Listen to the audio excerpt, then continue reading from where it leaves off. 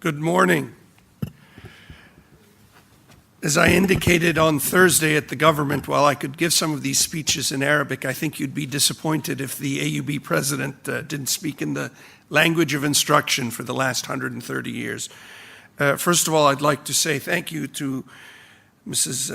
Salwa Basiri for this kind invitation. Thank you, Excellencies, for your attendance. Greetings and salutations, Prime Minister. I would like to thank the Rafik Hariri Foundation and their president, Mrs. Rafik Hariri, for this very kind invitation to speak at this conference on educational innovation. It's a critical topic for us in Lebanon and in the Arab world today. We all know that our region faces very real challenges today. I'm not just talking about the threats of seemingly uncontainable and unending conflict, but rather the fact that a full half of the Arab world is age 25 and under, and economic opportunities are becoming more and more limited as the fossil fuel economy ages badly. As a consequence, we have too many young lives that are not going to reach their potential. Too many youth fall into despair. This despair is a stepping stone for catastrophe. And the despair is underpinned by an absence of education and employment in underdeveloped societies. These limited economic and political opportunities, particularly political empowerment, lead to an alienation from society, and the consequences, as we've stated repeatedly, are both predictable and are indeed awful. Globally, the phenomenon of higher education becoming extremely costly is a troubling pattern.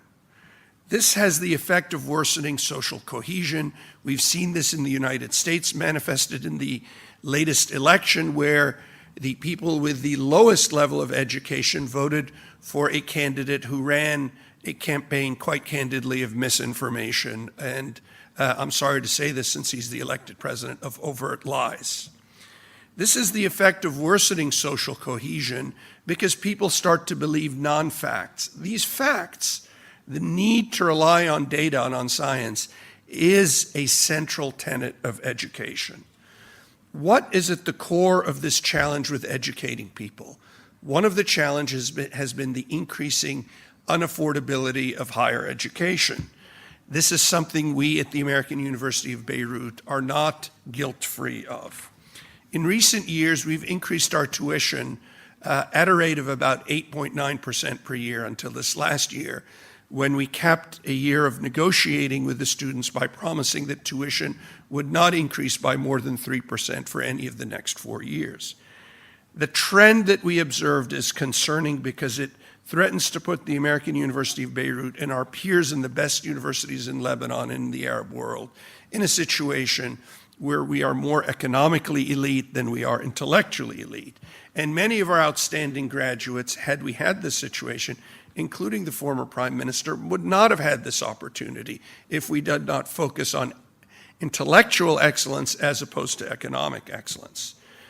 But we still need to raise funds to get the best and brightest faculty to allow more opportunities for our students to excel. If we don't do that, how do we attract them?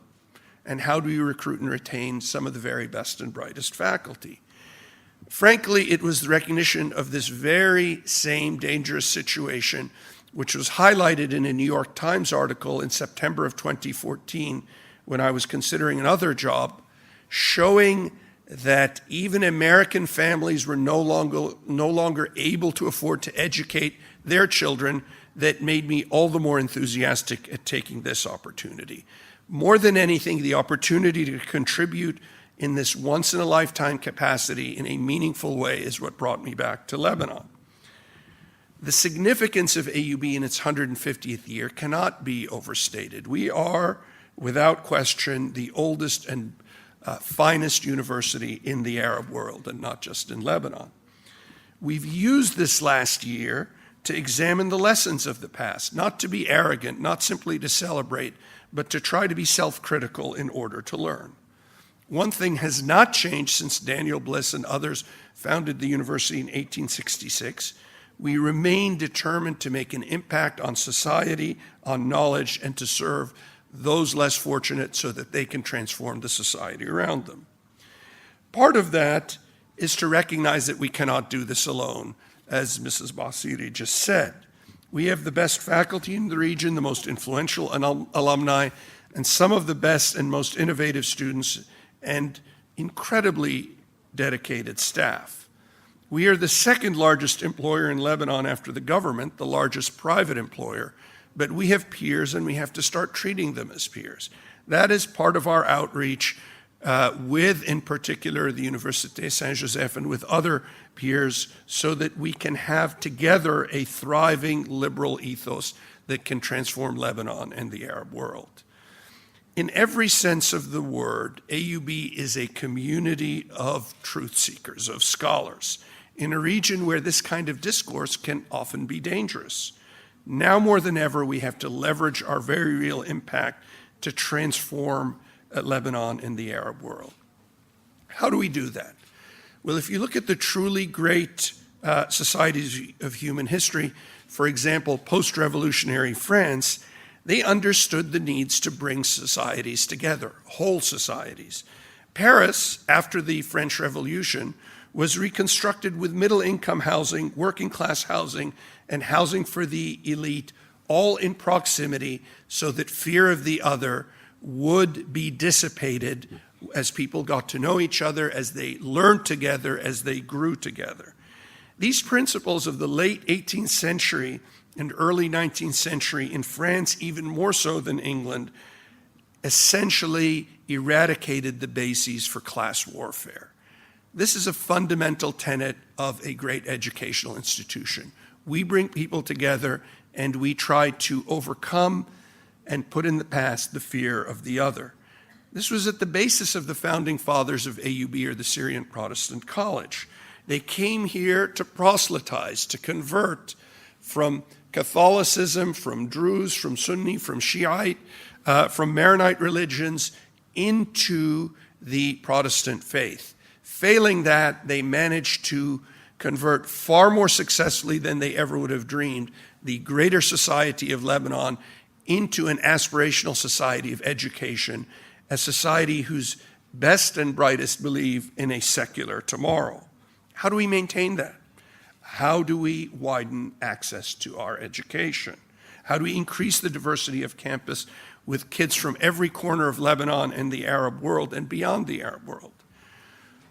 I think the real answer is institutional partnerships. We have institutional scholarships that over the last 20 years we have leveraged as very powerful weapons in the armories of organizations like AUB that want to change the world student by student. This year we welcomed a new cohort of 28 MasterCard Foundation students entering our university. For those who've witnessed it, and I would suggest you go online, the excitement of children from Sub-Saharan Africa when one of their peers was accepted at AUB is truly inspiring. This is a university whose reputation is heard of in the Arab world and beyond, including in Africa, Far Eastern Asia, and as far as Latin America and Australia.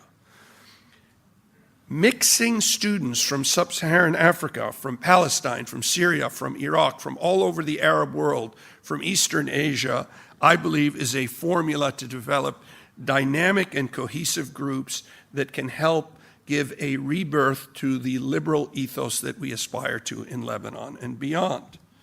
In addition to the MasterCard Foundation, we have partnerships including with the USAID University Scholarship Program, the U.S. Middle East Partnership Initiative, Tomorrow's Leaders, the United Lebanon Youth Program, and most recently the Al Ghurair Foundation, which is a homegrown foundation established by a benefactor from the Gulf to teach Arab students to be exceptional in the sciences and in mathematics.